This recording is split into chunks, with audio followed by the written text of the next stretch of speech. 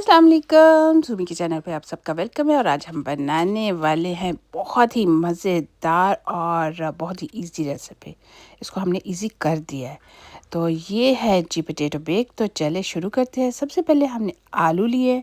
आलू का साइज़ थोड़ा बड़ा होना चाहिए, मोटे मोटे आलू होने चाहिए।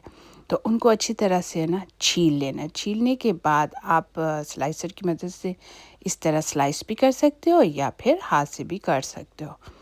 तो हमने काट के उसको डाला है देचकी में और इसको उबाल लेंगे। तो उबाल के हमने देखे रेडी कर लिए, डिश में डाल लिया है। तो साथ ही हमने कुछ सब्जियां ले ली हैं, थोड़ी सी सब्जियां ली हैं, बहुत ज़्यादा नहीं है, थोड़ी थोड़ी सब्जियां ली हैं। और उनको हमने प्याज के साथ हल्का हल्का पकाना शुरू कर दिया। हमने ब्राउन नहीं करना है, इनको सिर्फ सॉफ्ट करना है।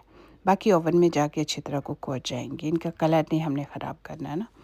तो ये देखें यहाँ तैयार हो गई हैं। तो हमने इसमें डाल दिया नमक और कुटी हुई काली मिर्च और ऑरिगेनो डाला है।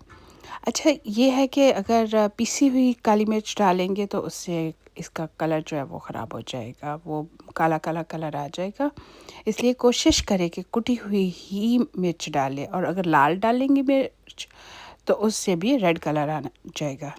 तो इसलिए कुटी हुई काली मिर्च ही बेस्ट है। तो साथ ही हमने डाल दिया इसमें मैदा, बिल्कुल प्लेन नॉर्मल मैदा। तो डाल के उसको हमने अच्छी तरह से भूना है ताकि मैदे का कच्चापन ख़त्म हो जाए।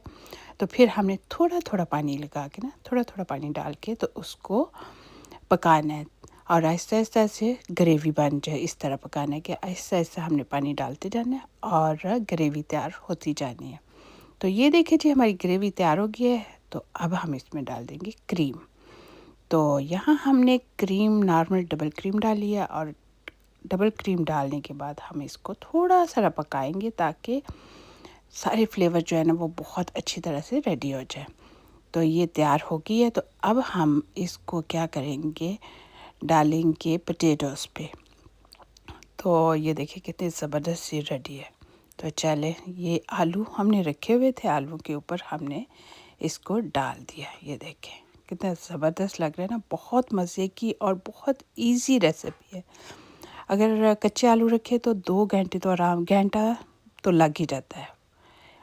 तो अगर आप थोड़ा बॉईल कर लो और आलू में थोड़ा सा चुटकी भर नमक डालना है तो फिर तो जी फटाफट से इधर से तैयार करो तो इधर से रेडी हो जाती है। तो ये देखिए ऊपर हमने चीज़ डाली है, हरा धनिया डाला है।